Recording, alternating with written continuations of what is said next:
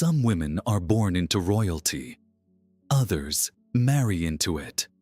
A rare few transcend it to become something the world has never seen. A figure so beloved that their title becomes secondary to their humanity. Diana Frances Spencer did not just become a princess. She became a symbol of grace, vulnerability, and quiet rebellion. But behind the fairy tale wedding and the global adoration lay a story of profound isolation, a marriage built on illusion, and a woman who waged a private war against an institution that sought to contain her.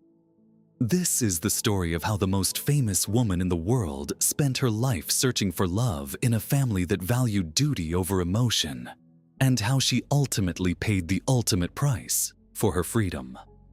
Born on July 1st, 1961, at Park House on the Sandringham estate in Norfolk, Diana was the fourth of 5 children to John Spencer, Viscount Althorp, and Frances Roche.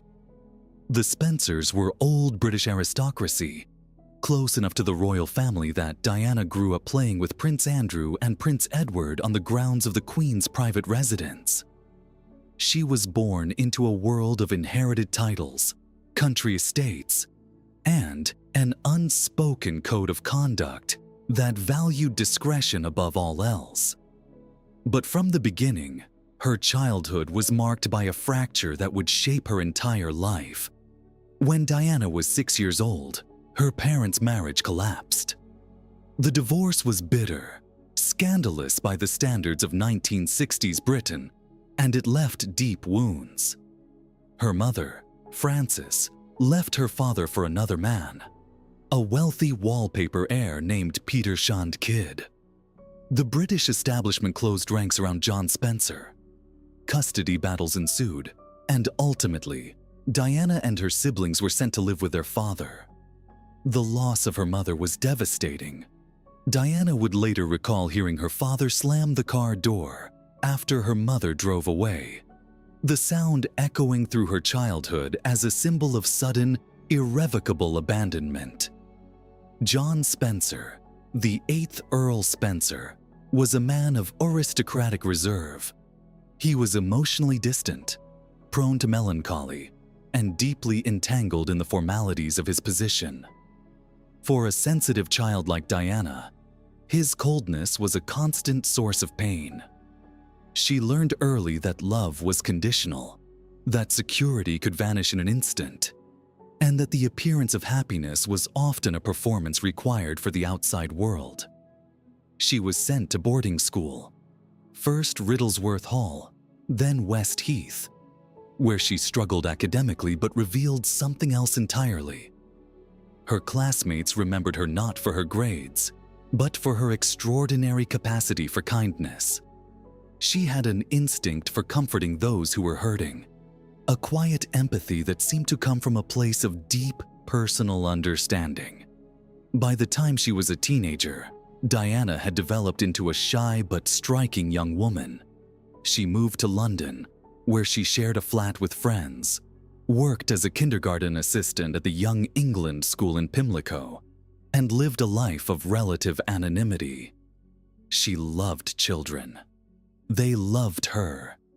She was free in a way she would never be again. And then, in 1980, her path crossed with the most eligible bachelor in the world. The courtship of a fairy tale prince. Charles, the Prince of Wales, was 32 years old. He was the heir to the British throne, a man who had spent his life balancing the weight of his position with the search for a suitable wife. He had dated a number of aristocratic women, but none had met the complex criteria required of a future queen. Then he met Diana Spencer again. They had known each other casually for years. Her family's estate was near the royal properties, and she had grown up in the orbit of the monarchy. But when they reconnected at a country weekend in 1980, something shifted. Charles was drawn to her youth, her freshness, her lack of pretense. Diana was 19 years old, untouched by the cynicism of the royal court. She laughed easily. She was warm, and she seemed unimpressed by the grandeur that surrounded her. For Charles, she represented a kind of innocence that contrasted sharply with the more sophisticated women he had pursued. For Diana, Charles was the Prince of Wales, the future king, a figure of romance and destiny. The courtship was swift, intense, and conducted under the relentless gaze of the British press. The media quickly became obsessed. Diana was dubbed Lady Di, and her every move was photographed. She worked with children, she dressed with simple elegance, and she smiled in a way that made the British public fall in love with her. The press camped outside her flat. Her face appeared on magazine covers around the world. She was barely out of her teens, and she was already one of the most famous women on the planet. On February 24th, 1981, the engagement was officially announced. Diana wore a blue suit, a sapphire ring surrounded by diamonds, the same ring that would later become iconic, and she smiled as Charles stood beside her. When a reporter asked if they were in love, Diana famously replied, "Of course." Charles added, "Whatever love means." It was an odd, unsettling comment, but the world chose to ignore it. The fairy tale was too perfect to question. The wedding of the century. July 29th, 1981. St. Paul's Cathedral, London. The world watched as Lady Diana Spencer married Charles, Prince of Wales. It was called the wedding of the century, an event broadcast to an estimated global audience of 750 million people. Diana arrived in a horse-drawn carriage, her wedding dress a confection of ivory silk, antique lace, and a 25-foot train that became one of the most famous garments in history. She looked like a princess from a storybook. The British public lined the streets for miles, waving flags, cheering, crying. The nation was united in celebration. But inside the cathedral, Diana later revealed, her eyes were searching for someone else. During the carriage procession, she had spotted Camilla Parker Bowles, a married woman who had been Charles's longtime companion before their engagement. She was wearing a light gray dress, and Diana could see her clearly. The image would haunt her for the rest of her life. She knew, even on her wedding day, that her marriage was already shadowed by another woman's presence. The ceremony itself was a spectacle of royal grandeur. The vows were exchanged, the Archbishop blessed the union, and the newlyweds appeared on the balcony of Buckingham Palace to share the kiss that the crowd had been waiting for. It was brief, almost chaste, but it was enough. The world believed it had witnessed the beginning of a perfect love story. Diana smiled, waved, and stepped into a life that would slowly consume her. The gilded cage behind the palace walls, the reality of royal life, set in with crushing speed. Diana was now a member of the most famous family in the world, but she was also its most isolated member. She was young, barely 20 years old, and she had been thrust into a world of rigid protocol, ancient traditions, and a hierarchy that left no room for error. She was expected to be seen, not heard, to smile, not complain, to follow orders, not question them. Buckingham Palace was not a home, it was an institution. Diana found herself surrounded by courtiers who had served the royal family for decades, men and women who viewed her with suspicion and condescension. She was not educated in the ways of the court. She had not been trained from birth to suppress her emotions. She was warm, spontaneous, and deeply sensitive, qualities that made her beloved by the public, but marked her as a liability within the palace. Charles was not the attentive husband she had hoped for. He resumed his relationship with Camilla Parker Bowles almost immediately after the wedding. Diana found herself alone in vast palaces, struggling with the realization that the man she had married was in love with someone else. She later described the loneliness as a physical ache. She would wander the halls of Buckingham Palace at night, unable to sleep, listening to the silence of a building that had never felt less like home. The pressure began to manifest physically. Diana developed bulimia, a condition she would battle for years. She would binge on food in secret, then purge, desperate to control some part of her life. The eating disorder was her secret, a way of managing the overwhelming sense of powerlessness that consumed her. She later said that her bulimia was a cry for help, a symptom of a marriage that was dying before it had truly begun. The Heir and the Spare. The birth of Prince William on June 21, 1982, brought a moment of genuine joy. Diana was devoted to her children from the moment they were born. She broke with royal tradition by insisting on breastfeeding William, and she fought for the right to raise him with as much normalcy as possible. She took him to McDonald's, to amusement parks, to school, experiences that were unheard of for royal children. She wanted William and, later, Prince Harry, born on September 15, 1984, to know a world beyond palace gates. But the joy of motherhood could not mask the fractures in her marriage. Diana later revealed that during her second pregnancy, her marriage was already crumbling.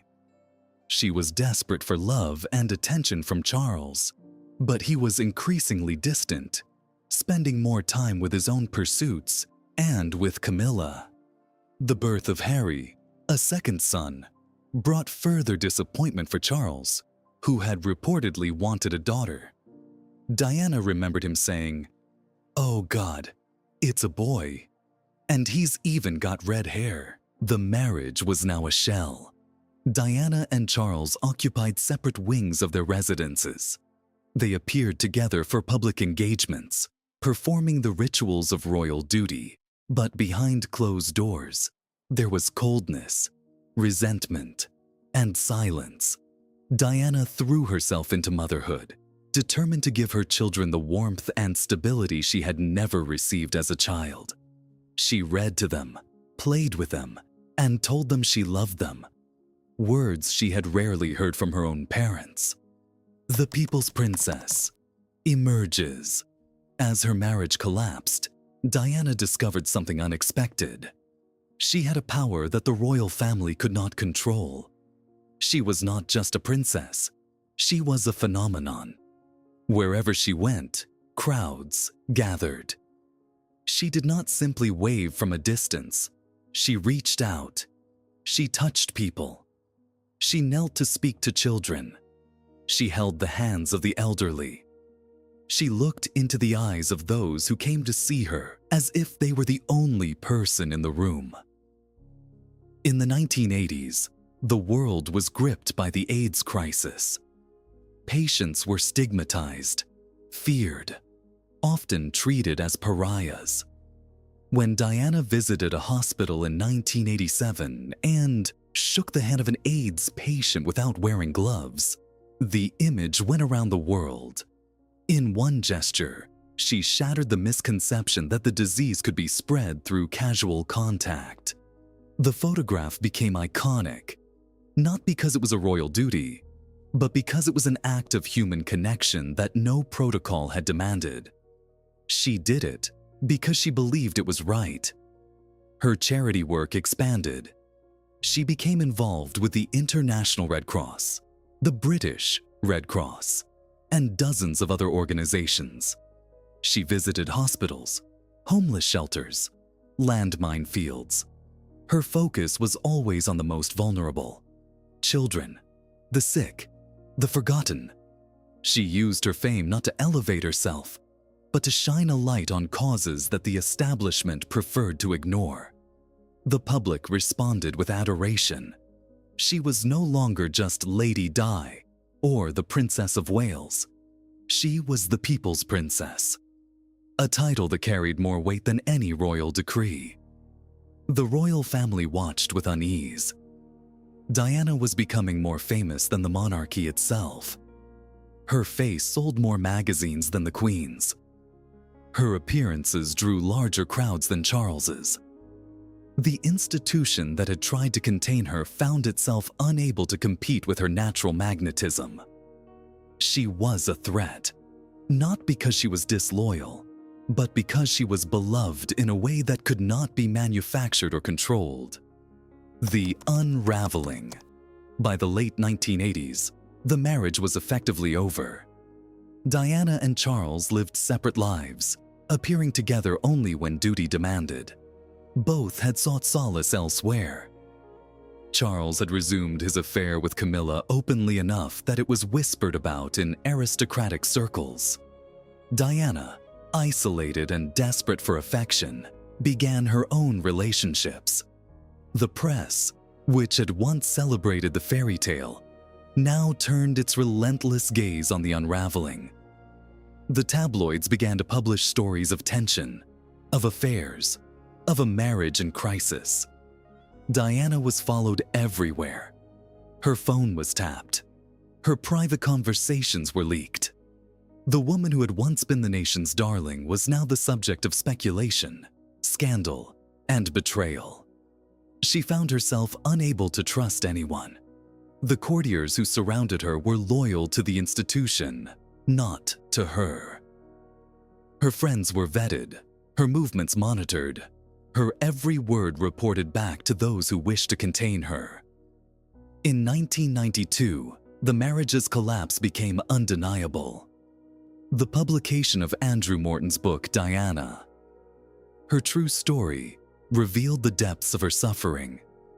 Diana had secretly collaborated with Morton through friends, finally telling the world what she had endured. The bulimia, the loneliness, the affair with Camilla, the coldness of Charles. The book was a bombshell.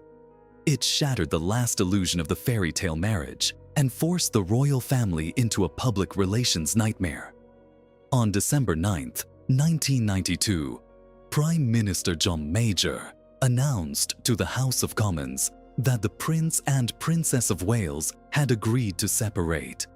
The announcement was brief, clinical, designed to minimize damage, but the damage was already done. The separation was official, but the war for public opinion had just begun. The War of the Waleses. The years following the separation were brutal. Diana and Charles engaged in what the press called the War of the Waleses, a public battle fought through leaked stories, televised interviews, and competing charitable appearances. Both sides sought to control the narrative. Charles, with the backing of the palace, tried to present himself as a devoted father and future king.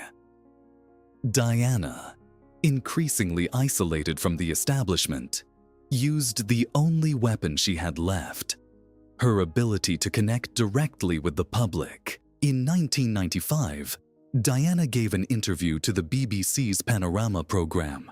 It was a calculated risk, a move that shocked the royal family and changed the public's understanding of her life forever. She sat in a simple black dress, her eyes dark with emotion, and told the world what she had endured. She spoke of her postpartum depression, her bulimia, the loneliness of her marriage, and then she said the words that would echo through history. There were 3 of us in this marriage, so it was a bit crowded. She also spoke about her role as a mother, her charity work, and her hopes for the future. When asked whether she thought she would ever become queen, she replied simply, "No, I'd like to be a queen of people's hearts." It was a statement that confirmed what the public already believed. She had transcended the monarchy. She belonged to the world now, not to the institution that had tried to break her. The interview was watched by 23 million people in Britain alone. It was a direct challenge to the monarchy, and the palace reacted with fury. Within weeks, the Queen wrote to both Charles and Diana, urging them to divorce. The separation, which had dragged on for 3 years, was now on a path to final dissolution. The divorce. On August 28, 1996, the divorce was finalized. Diana lost her title of Her Royal Highness, a deliberate punishment that the palace insisted was necessary to preserve the monarchy's dignity. She retained the title Princess of Wales and received a financial settlement, but the loss of her royal status was a calculated humiliation. She was now an outsider, no longer protected by the institution that had once claimed her.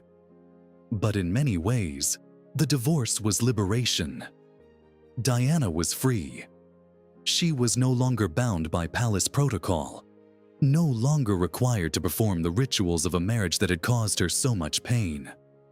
She moved to Kensington Palace, kept her own staff, and began to shape a new life for herself.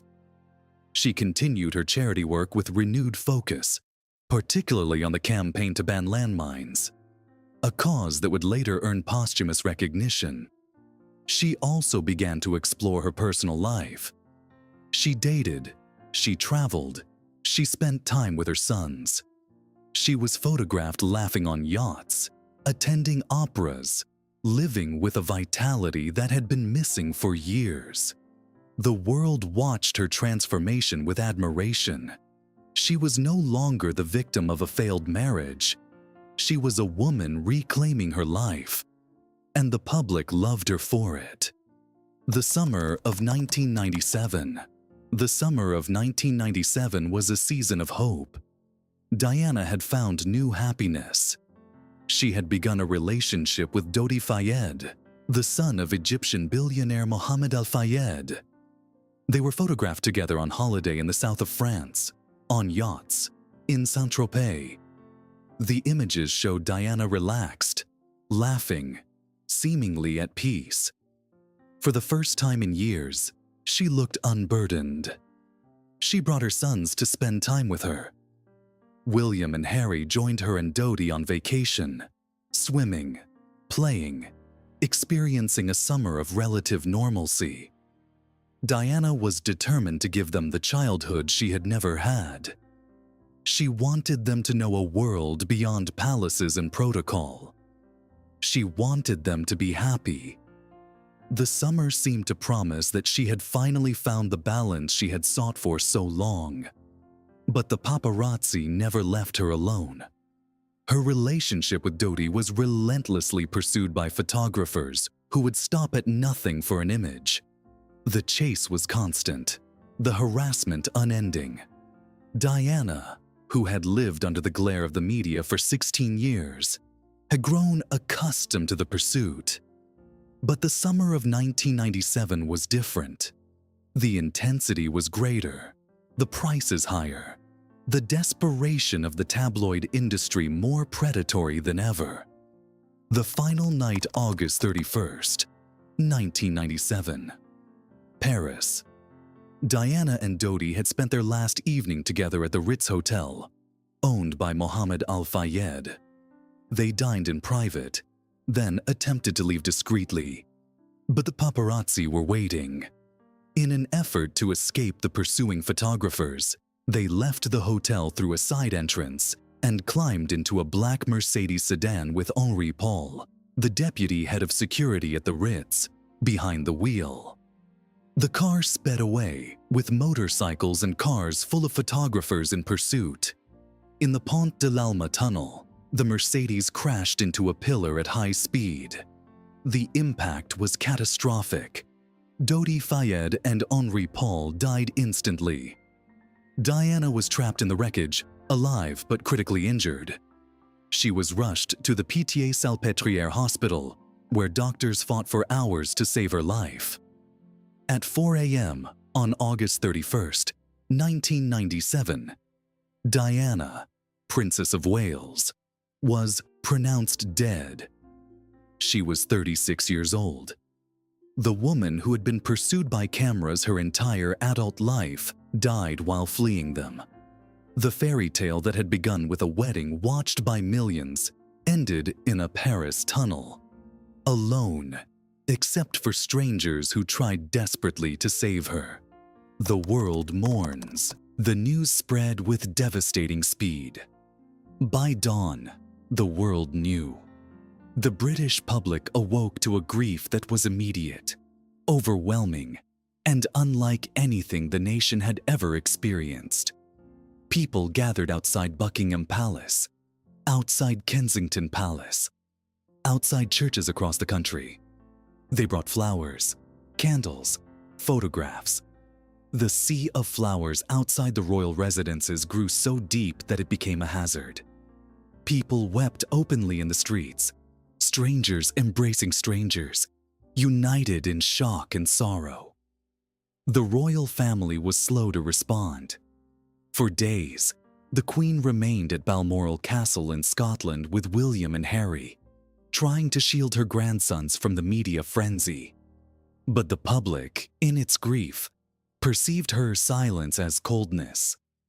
The monarchy, which had always maintained its distance, suddenly seemed out of touch. The pressure mounted until the Queen agreed to return to London and address the nation.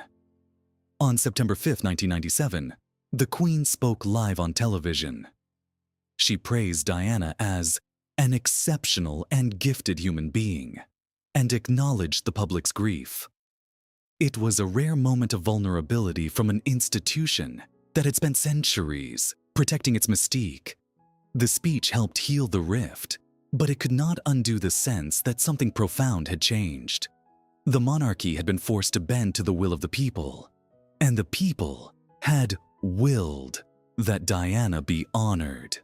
The funeral, September 6, 1997, Westminster Abbey. The funeral of Diana, Princess of Wales, was one of the most watched events in television history, with an estimated 2.5 billion viewers worldwide. The ceremony was a blend of royal tradition and personal tribute. Elton John, a close friend of Diana's, performed a rewritten version of Candle in the Wind, now titled Goodbye England's Rose. The words spoke of a woman who had brought compassion and light to a world too often cold and dark. But the most haunting image of the day was not inside the Abbey. It was the sight of Prince William and Prince Harry, aged 15 and 12, walking behind their mother's coffin. They walked through the streets of London, heads bowed, surrounded by their father, their grandfather, their uncle. The world watched two boys who had lost their mother in the most public way imaginable, forced to perform the rituals of grief before a global audience. Diana's brother, Earl Spencer, delivered a eulogy that was both tribute and indictment. He promised that Diana's sons would not be immersed by duty and tradition, but would be raised with the values their mother had embodied. He spoke of the media's role in her death, of the institution that had failed to protect her. The words were sharp, painful, and they resonated with a public that had long suspected the truth. Diana had been let down by the very system that had claimed her. At the end of the service, the coffin was driven to Althorpe, the Spencer family estate, where Diana was buried on an island in a lake, away from the public eye. The island was chosen to ensure privacy, to give her the peace that had been denied her in life. The only visitors would be her family, and the world, finally, was asked to let her rest. The legacy. In the years since her death, Diana's legacy has only grown. Her sons, William and Harry, have both spoken openly about the impact of her loss. They have carried her memory into their own charitable work, her compassion evident in their causes, her warmth evident in their public appearances. William, now the Prince of Wales, has spoken of his determination to ensure his own children grow up with the love and stability that Diana fought to give him. The campaign against landmines, which Diana championed in her final months, gained international momentum after her death. The Ottawa Treaty, banning anti-personnel landmines, was signed in 1997, just months after she died. Her work in that area was cited as a direct influence. She had used her platform to save lives, and that work continued without her. The monarchy itself changed. In the wake of Diana's death, the institution became more aware of the need for transparency, for connection with the public, for a modern approach to a centuries-old institution. The rigid protocols that had constrained Diana began to loosen. Her sons, raised in part by her example, have become figures of a different kind of royalty, more open, more emotionally accessible, more willing to challenge tradition when tradition failed. But the tragedy of Diana's life remains. She was a woman who gave everything to an institution that could not love her back. She was pursued, exploited, and ultimately destroyed by the same forces that had made her famous. She died not in a palace, but in a tunnel, fleeing the cameras that had never stopped chasing her. The loneliest queen. In the end, Diana Frances Spencer was never truly a queen. She never sat on a throne, never wore a crown, never ruled a nation. But she was loved in a way that no monarch of her time could claim. She was called the People's Princess, not by royal decree, but by the millions who saw in her something they recognized: vulnerability, courage, and the human capacity to suffer and still reach out to others. She spent her life searching for love, first from a husband who could not give it, then from a family that saw her as a threat, finally from a public that adored her but could never protect her. She found joy in her children, purpose in her charity, moments of peace in the brief spaces between the chaos. But the loneliness that began in her childhood never truly left her. It followed her into palaces, onto yachts, into the glare of a world that could not look away. Her story is not a fairy tale. It is a tragedy dressed in silk and diamonds. A cautionary tale about fame, about institutions, about what happens when a woman is loved by everyone except those who are supposed to love her most. She was 36 years old when she died, still young, still searching, still hoping that the next chapter might be different. The world has not forgotten her. The flowers still appear outside Kensington Palace on the anniversary of her death. Her sons still speak of her with love and loss. Her image still graces magazine covers, decades after she first appeared on them. She became, in death, what she could never fully be in life: untouchable, eternal, a symbol of grace that the world will not let go. But the truth of her life was not in the photographs or the headlines. It was in the quiet moments, holding her children, comforting the sick, reaching out a hand to those who had no one. In those moments, she was not a princess. She was simply Diana, a woman who had known loneliness and chose, again and again, to offer love instead. That is the legacy she left behind. And that is why, long after the palaces have crumbled and the titles have faded, the world will still remember her, not as a princess, not as a queen, but as a heart that beat with a warmth the cold institutions of power could never understand. If you enjoyed this video, please like and subscribe to our channel so you never miss out on more fascinating stories.